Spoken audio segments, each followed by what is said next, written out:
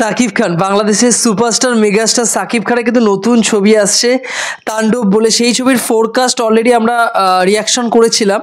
তার title track release করেছে গতকাল এবং টাইটেল ট্র্যাকটা শোনার পরে আমি কিন্তু জাস্ট ছিটকে গেছি, কারণ টাইটেল ট্র্যাকটা কিন্তু দারুণ হয়েছে, জাস্ট দারুণ হয়েছে। এবং বলতেই হয় যে রায়হান রাফি মানে যে পরিচালক আর কি, ডিরেক্টর, তিনি এর আগে সুরঙ্গ করেছিলেন বা তুফানের মতো ছবি করেছিলেন সাকিব খানকে নিয়ে। তার ক্রমাগত কাজ কিন্তু বেটার হচ্ছে। হ্যাঁ, এবং এই যে ছবিটা আসছে তাণ্ডব, এই ছবির মধ্যে একটা এথেন্স রয়েছে, একটা অন্যরকম নতুন যে কটা এথেন্স রাখা হয়েছে। সাকিব খানকে অন্যরকমভাবে মাসিভাবে তাকে আগেও প্রেজেন্ট করা হয়েছে, কিন্তু এখানে কোথাও কিন্তু তার মধ্যে ডার্ক ব্যাপারটা কিন্তু আরো দারুণভাবে, ক্যামেরার কাজ বলুন, লাইটের কাজ বলুন, মেকআপ বলুন, একদম অন্যরকমভাবে কিন্তু সাকিব খানের উপর ফোকাস করা হয়েছে। এবং এই যে গানটা, পার্সোনালি যে টাইটেল ট্র্যাকটা, বাংলায় আমরা বলছিলাম যে বাংলা ইন্ডাস্ট্রির ক্ষেত্রে মাসি সিনেমা তৈরি হয় না, মাসি গান রিলিজ হয় না। তো এই যে মাসি, এই যে কয়েকদিন আগে ব্রহ্মা অর্জুন বলে একটা ছবি রিলিজ করলো, মাস ছবির নামে, একটা কি ফ্রড আর কি। আমি দেখতে যাইনি, কিন্তু যারা রিভিউয়ার যারা দেখতে গিয়েছিলেন সবাই বলেছেন ছবিটা একদম ফ্রড করেছে দর্শকদের সাথে। খাদান বলে ছবি ছিল, খাদান ছবির গানগুলো মাসি গান ছিল, কিন্তু এই যে টাইটেলটা একটা প্রপার মাসি টাইটেল ট্র্যাক হয়েছে এবং সাকিব খানকে প্রেজেন্ট করা হয়েছে এভাবে, গোটা ডান্সিং মুভমেন্টগুলোকে রাখা হয়েছে। এবং টাইটেল ট্র্যাক বলতে যেটাকে বোঝে আর কি, 1.5-2 মিনিটের মধ্যে, 1.5-2 মিনিটের মধ্যে টাইটেল ট্র্যাকটাকে, একটা ছবির টাইটেল ট্র্যাক যেরকমভাবে রাখা হয় দর্শকদের মধ্যে মানে রক্ত সরবরাহ একদম উত্তেজিত মুভমেন্ট করার জন্য যথেষ্ট আর কি, সেটা কিন্তু তাণ্ডবের টাইটেল ট্র্যাকের মধ্যে রয়েছে। ঠিক আছে, এবং গান, লিরিসিস্ট, কম্পোজার এবং যিনি গেয়েছেন আর কি, প্রত্যেকেই দারুণ কাজ করেছেন। গানটা শুনতে বেশ ভালো লাগছে।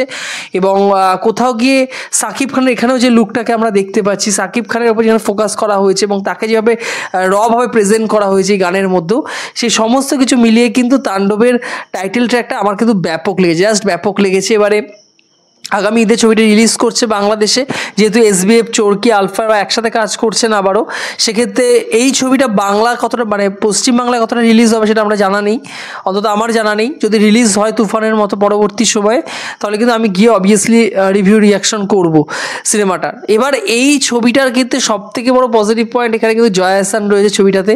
এবং এই ছবিটা কোথাও গিয়ে মানে মাসি ছবি সত্ত্বেও আর কি, আমার মনে হয় যে বেশ কয়েকটা পার্সোনালিটি, মানে সাকিব খানের ক্যারেক্টারের মধ্যে বেশ কয়েকটা পার্সোনালিটি কিন্তু তুলে ধরার চেষ্টা করা হচ্ছে। ঠিক আছে, ডার্ক পার্সোনালিটি বা তার ক্যারেক্টারের মধ্যে যে ব্ল্যাক অ্যান্ড হোয়াইট যে শেডটা আর কি, এবং ওই যে মাস্ক পরে সেই যেরকমভাবে গোটা বিষয়টা কাজ করছে আর কি, সেই গোটা বিষয়টা যেভাবে বাংলাদেশি ইন্ডাস্ট্রির ক্ষেত্রে প্রথমবার তুলে ধরা হচ্ছে।